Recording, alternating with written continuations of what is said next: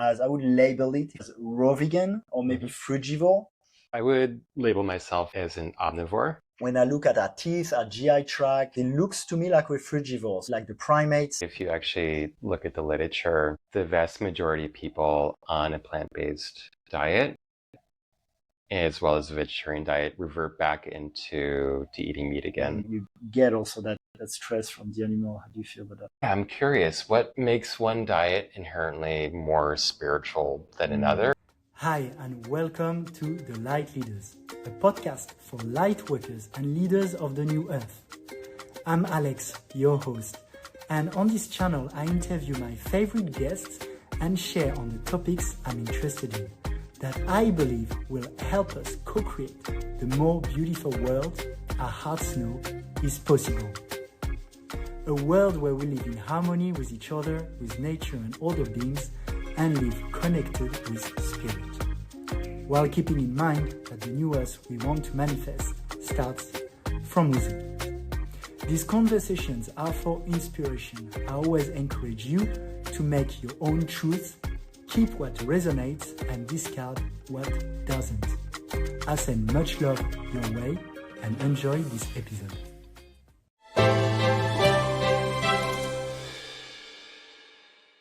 Hi, and welcome to this new episode of the Lightleaders.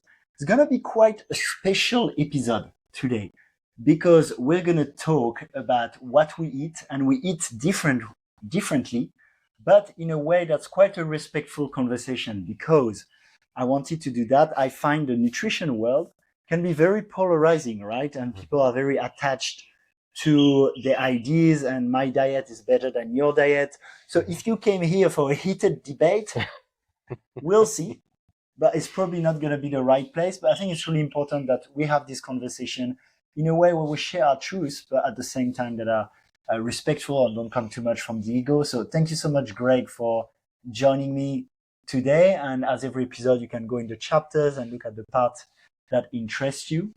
So what I suggest is we can start with how we eat and what led us to that path and why, and then engage in a more fluid conversation. How does that sound, Greg? Sounds great. Amazing. And thank you so much for joining today. I'm excited. You're also a brother here in Bali. So I'm really excited that we can have these conversations. It's okay. I will start. Okay. Also, as a recap for people might know when they follow this channel, but if you're new, I've been on a mainstream Westerner diet. I grew up in France, and then about 6 years ago, aligning with a spiritual awakening, I started to eat mainly vegan. And about 3 years ago, I started to eat mainly raw vegan with a lot of fruits. And I would describe my diet now and for the past 3 years as I would label it, if we label it as raw vegan or maybe frugivore. And it's pretty much fully vegan and about 90% raw and about 80% fruits. Delicious fruits in Bali. So I've been doing this. The reason why I've been doing it is a few reasons. Some are ethical. When I stopped eating animals, mainly for ethical reasons and animal products. And then also energetical, like the energy of having the animal, something that I feel may not resonate. And also spiritual, I feel I can get more connected. I like the idea that fruits especially drop when they're ripe and I can just eat them rather than destroying something or killing something. And of course, health-wise, I've looked at the physical side, and to me, it makes sense. Like when I look at our teeth, our GI tract, a lot of things, it looks to me like we're frugivores, like a bit like the primates. It looks the same, and that we should eat this way. There's also an intuitive part where I feel like a fruit is something more attractive to me in its raw form than would be a leaf of kale or a piece of meat. And so all these elements together made me decide also to go this way. And then my experience with it is I've had good levels of energy. I find I'm not heavy after digesting, so I like this. I'm not like super buffed, but I've been able to keep a certain muscle mass when sometimes raw vegans, they get really skinny. And yeah, so for me, it's been a really good diet. Now I have some questions, so we're actually working together. I have some pain in the neck. I've had for some time. There's a few things where I'm not like, I'm still curious, but for now, I'm pretty happy with it. And yeah, that's for me. How about you, brother? So I would label myself as an omnivore, and I transitioned into eating meat 1 year ago. Mm-hmm. And before then, I was on a vegetarian diet for 4 years, which I basically moved into because I went to India and was disgusted with the meat there. And honestly, my body wasn't really calling for me to be eating animal products at that time. And essentially, I was having some neurological deficits that are pretty classic when it comes to iron and B12 deficiency. And they had some blood work, and lo and behold, my markers were all telling me to start eating meat. And I'll never forget, honestly, that first bite of, I think it was liver pate, and I literally felt my brain turn on again. Interesting. And my body lit up, and I said, okay, I am officially omnivore again. Yeah. It's an interesting one. Sorry, you want to keep going? Or? No, I just wanted to finish saying that I would say that 60% of my diet is composed of lean meats and organ meats. And the rest is mostly in the form of vegetables minus nightshades and fruits, specifically trying to work with low glycemic fruits. Amazing. Yep. I do. And I think we can start also with what we have in common is avoiding processed foods. Yep. Avoiding, I'm sure with the meat, you also try to get more ethically. Only ethically sourced. Pasture raised meats that are coming from really good sources. And yeah, so trying to get things in their most natural form in general. Yeah. It's interesting also to have this discussion. I feel in Bali, there's a lot of people who have tried being vegan, raw vegan, because of the appeal, I guess, also on the ethical side also. And my experience, just to speak frankly, is that most people change. Most people revert back to, for example, eating meat, right? And sometimes a year, sometimes 10 years I've had. And for me, being in the raw vegan community also, there are some examples of people like Lou Corona, Fred Bishi. There are some people that are like, some of them is 50 years on raw food. And Lou Corona, for example, is more than 70. He looks amazing and he can do like planks and all these things. So I'm sure all diets have their heroes like this. It's interesting to see which are the outliers, which is more the norm.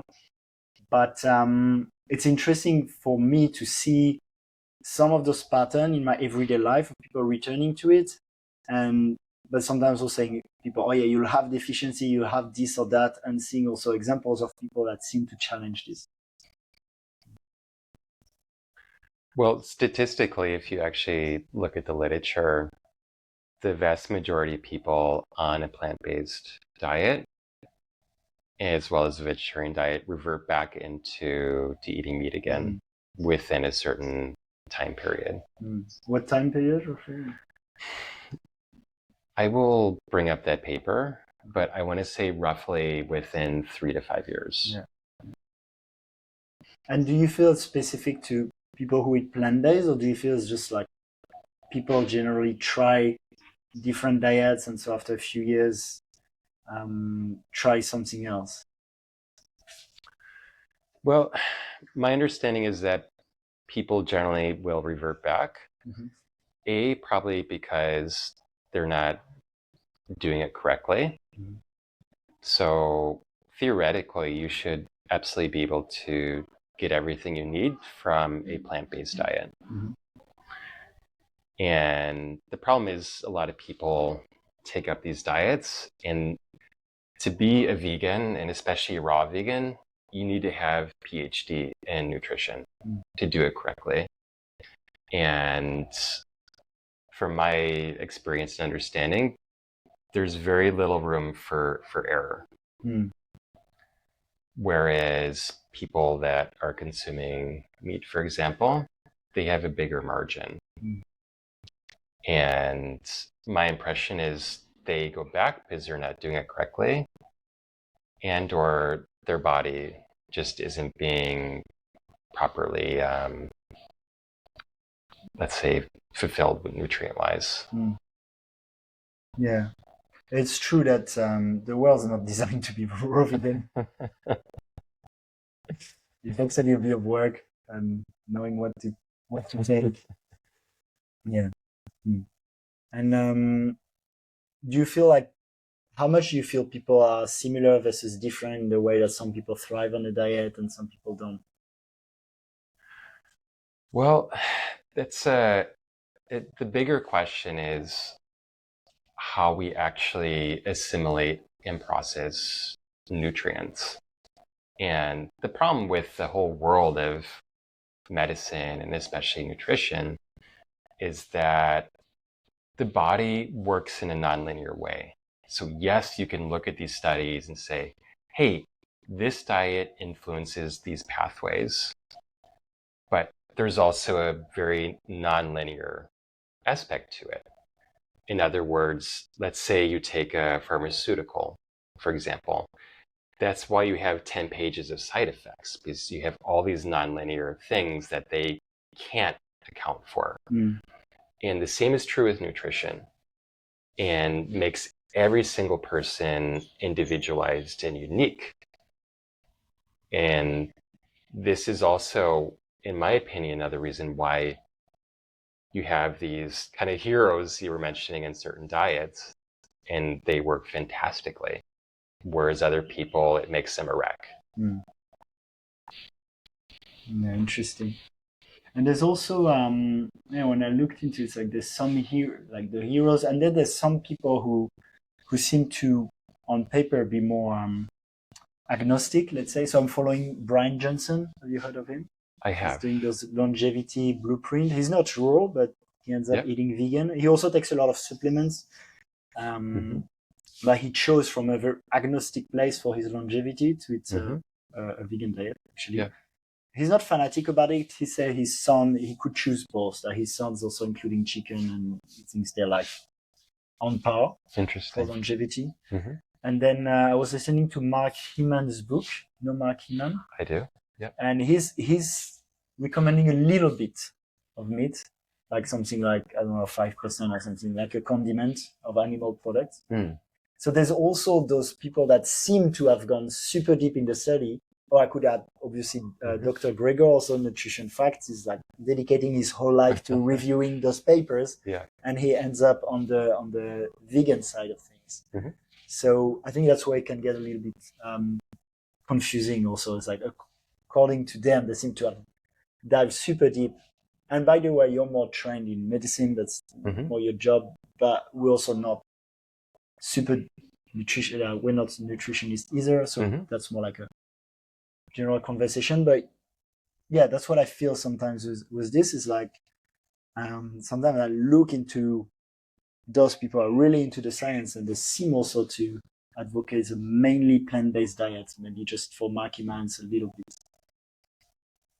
Yeah, so Alex, really my specialty as a functional medicine practitioner is in the application of diet, nutrition, lifestyle for treating chronic disease, and actually digging in and understanding the mechanisms behind why people have high blood pressure, why they have dysglycemia, et cetera, et cetera.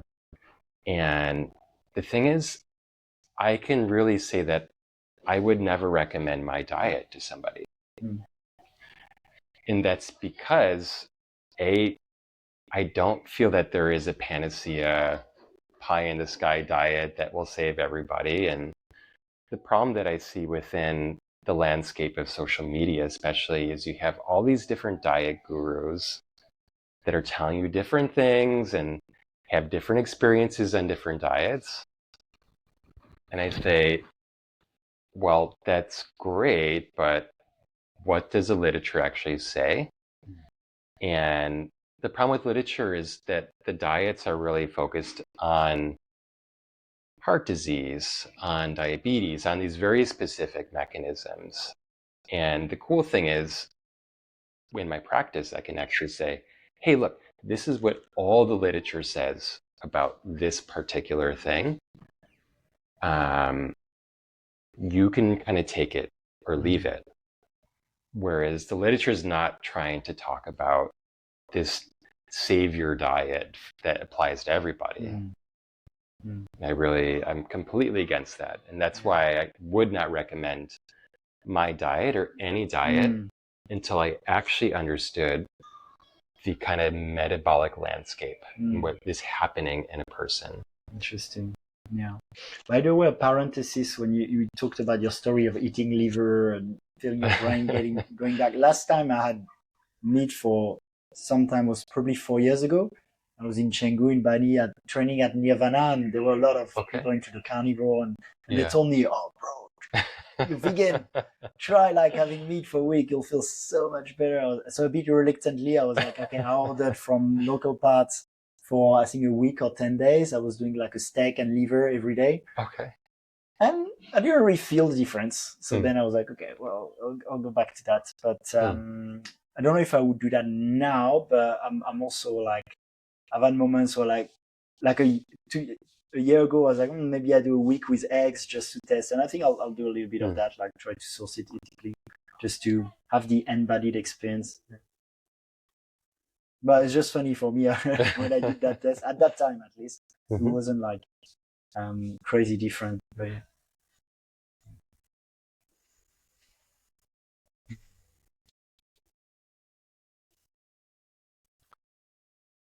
So yeah, I think also what's interesting is what you shared about having different diets. Like, in nature, all animals, they kind of have a more specific diet, like a species-specific diet, right? So there's no vegan lions, and there's no rabbits out there that, or at least chimpanzees that go on a hunt and be carnivore. So, yeah, why do you think humans are so different? Well, that's a great point.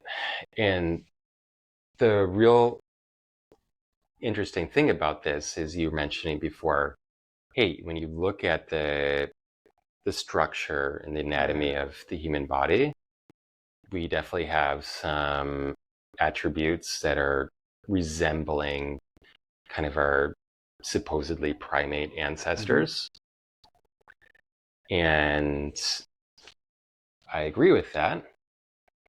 But you also can look even more directly and more, let's say, assuredly at our ancient human ancestors, specifically before the advent of the agricultural revolution. You say, wow.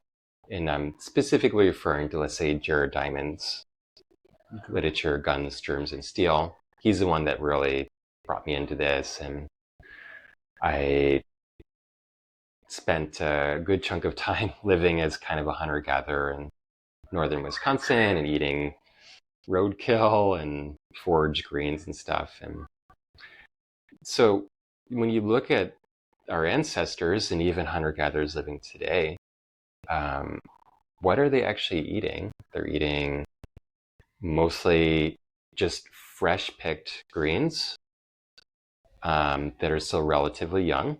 They're eating a lot of fruit, but not the fruit that we're used to eating in the markets.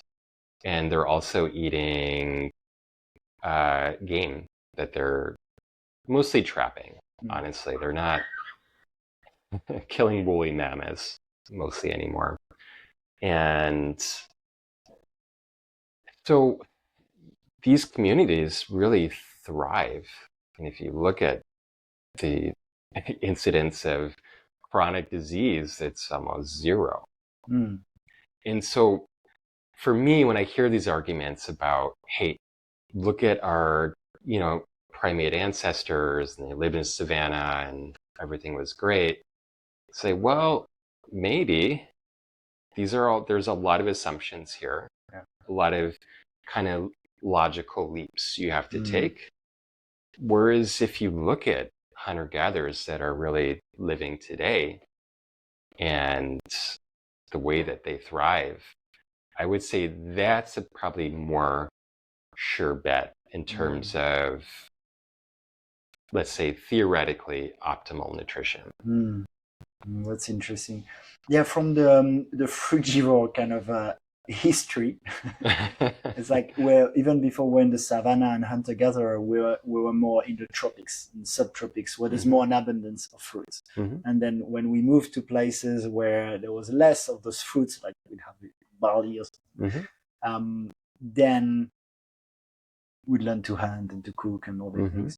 I don't know exactly. Sure. There's an interesting book on this. It's called Return to the Brain of Eden. Seem to have looked into it very well. And what you shared also there, another reflection I wanted to share, there was blue zones. Like blue zones, they seem to eat a lot plant-based also. I watched the documentary on the Netflix. Yeah. And the other kind of, let's say, elephant in the room that we haven't really touched on is, okay, let's say supposedly we can come up with this perfect diet that fits just about everybody on the bell curve. The thing is, unless you also have the other pillars of health foundationally, in terms of movement, in terms of sleep, community and love. That was a lot in the Blue Zone documentary too. Social exam. That's why I really want to bring this up. I actually spent a chunk of time last summer living in Sardinia, which is a blue zone, and just a sense of community and vitality that I experienced within the farm I was living on was extraordinary. Amazing. And you can also look at many studies that have shown let's say case examples of people that smoke cigarettes and drink wine and cheese, and they'll live to 120 years old. And I think Jeanne Calment was a French lady. She lived like 120 something. I think she was smoking. Sometimes the universe puts little jokes in there just to make it more interesting. Yeah. And so what I'd love to talk about, so you're obviously a mostly raw vegan, fruit-based diet. I'm more of like an omnivore. What are some general principles in terms of diet that pretty much run across the board that people can really take away? Yeah. So what have you really learned in the process of having this diet? You have to be very, very, let's say, particular and careful about your nutrition. Yeah, I think for me, and that's why I opened up with that common part, is there's a lot in common when you start at least to remove processed foods, maybe incorporate some fasting. These things and that's why usually like a raw vegan and a carnivore, they have much more in common, because both of them, they've challenged the standard Western diet, and they've challenged the processed food and the extra sugar and all the shit that they put in those foods. Yeah. So I think to me that's the most important, and then that's can be a segue to another part of the conversation, which is all the things that are beyond the physical, like the energy of food, for example, and the emotions that are linked to what you eat. Yeah, so here in Bali, I would say people are more interested in spirituality. And what I've seen within the vegan community, who I have a ton of respect for, honestly, and just his dedication to, let's say, eating their values, literally and figuratively. But the assumption here is that certain diets are inherently spiritual and other diets are not spiritual. And obviously, coming from a vegetarian background for all those years and having these deficits, I really had to wrestle with all these questions and ideologies I'd been holding when I chose to start eating meat again. And yeah, I'm curious, what makes one diet inherently more spiritual than another? Or is this actually a reality or not? Yeah, it's interesting actually. I think when you're into nonviolence in general, well, first it's good to include your own body. So if you really think that eating some meat is gonna help you with deficiencies, I would totally understand that. Because there's something also violent about letting your body go bad because of your ideas of that ethics. And then, so for me, the approach has been ethical, but it's also being health-wise. Like I find that if I can make raw vegan work, I kind of align all of it, like the spiritual, the ethical, and the physical. But then if life draws me to conclusion that it's obvious not working for the physical, I would do what you did, which is to incorporate what I feel is the healthiest for me, as conscious as I can. And then when you talk about the spirituality of diets, it's interesting. For me, there is definitely something more life promoting about picking a fruit that's ripe, falls from the tree, looks delicious in its raw form. That's like, just makes sense to me. Versus in its raw form, something like a dead animal has no attraction to me. And also there is a process of destruction there where I'm killing an animal, for example, or someone's doing it for me, most likely. Even with like a carrot, there's a bit more violence where you rip the carrot off the ground because plants are also conscious, right?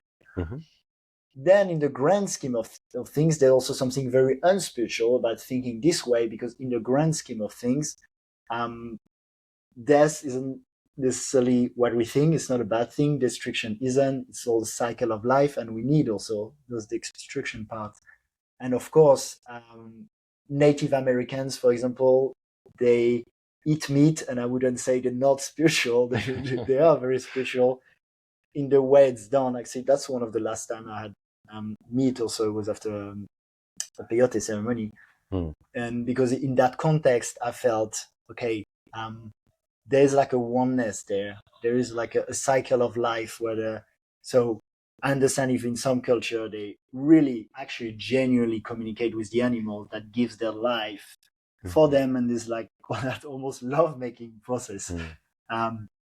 But most of what I've seen in our current society is very far from this. So that's a bit what I see between spirituality and diet. Yeah, the reality is eating meat you're getting from Whole Foods or Localvore here in Bali, even if it's from ethically sourced and from really good farms, there's still a huge disconnect. And the thing is, it sucks killing animals. And I went through that. I've killed animals in a very honorable, sacred way. Which I honor you for, actually, because it's what I usually like, where people is like, if you're going to eat meat, kill it yourself. I feel something more noble. Yeah. Yeah, but it's such a shocking experience to actually see the life force drain from an animal and to look it in the eye as it's going. And that really, in my opinion, brings up a more fundamental question that you alluded to in terms of how connected we are to life, and also how removed we are from death. in our society, and that everything is trying to basically steer us away from what's always here in every moment, right? And how can we actually, as we're moving forward as humanity and consciousness, really be intimate with both sides of the equation in terms of what we're eating, in terms of the way that we're living.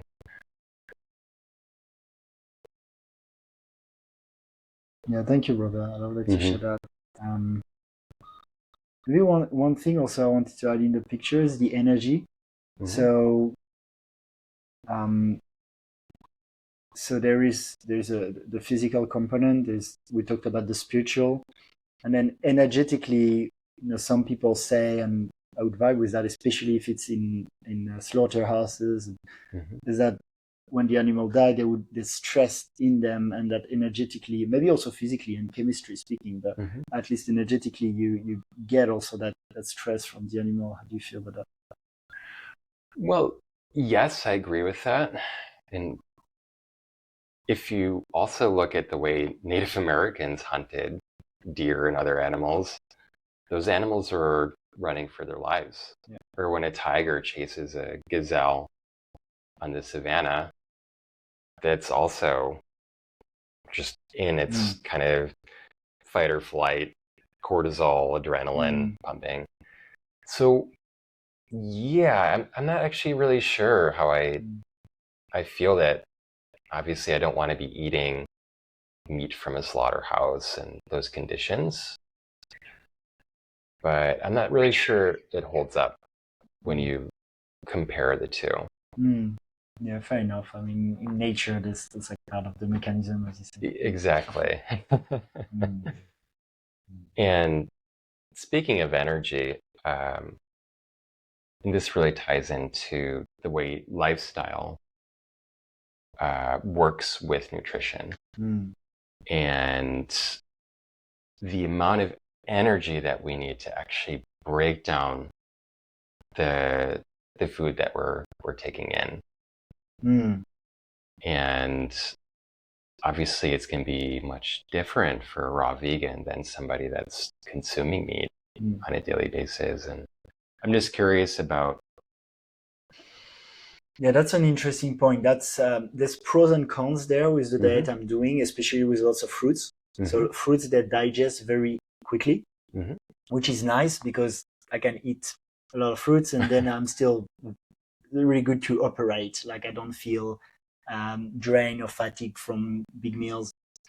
So that's good. But the other side of it is I don't feel full for very long. So I like usually in a day I have like 5 or 6 meals. I still do intermittent fasting, kind of like I finish at maybe 6 p.m. and then I eat at 8 a.m. the next day. So not super long, but like 14 hours. But then during the day, I often have fruits, and then 2 hours later, I want fruit again. So it's got a good size on the bad side. I feel like it's like a half fast almost in the way that it's light foods to eat, but then I need to eat a lot, which then I think, oh, am I like activating my digestion process too much and then reducing those like fasting time? So it's got the pros and cons.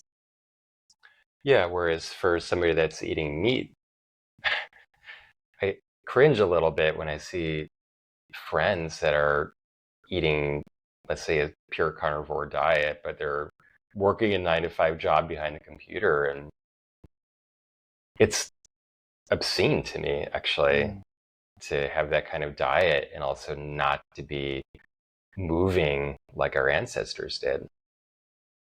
Practically anybody that's spent any amount of time living that lifestyle and spending 24 hours a day in the elements, you're burning insane amounts of calories. And that's really the digestive fire that you need to really break down and assimilate this nutrition. Yeah, that's a really good point. I guess with every diet, but maybe even more with this one. Absolutely. Amazing. And yeah, bro, I feel like we've had an amazing conversation. Thank you so much. You're welcome. Is there anything that you feel you want to add before we wrap it up? No, I'd love to continue this conversation and specifically go into, let's say, certain things that really apply and a person could apply to their own diet that are more universal, specifically that would cross-correlate between our diets. Okay, yeah, I love that. I love that. And thank you so much for this conversation. I think, yeah, as mentioned at the beginning, I'm very happy that we can have this conversation on topics that, again, sometimes can be quite polarizing. If you have any comments, if you have any questions, you can put in the comments, and we can see how it goes. Sometimes on the internet, it gets even more polarizing. But yeah, love you, bro. Thank you so much Thanks, for Alex. joining today, and thank you so much to everyone who listened.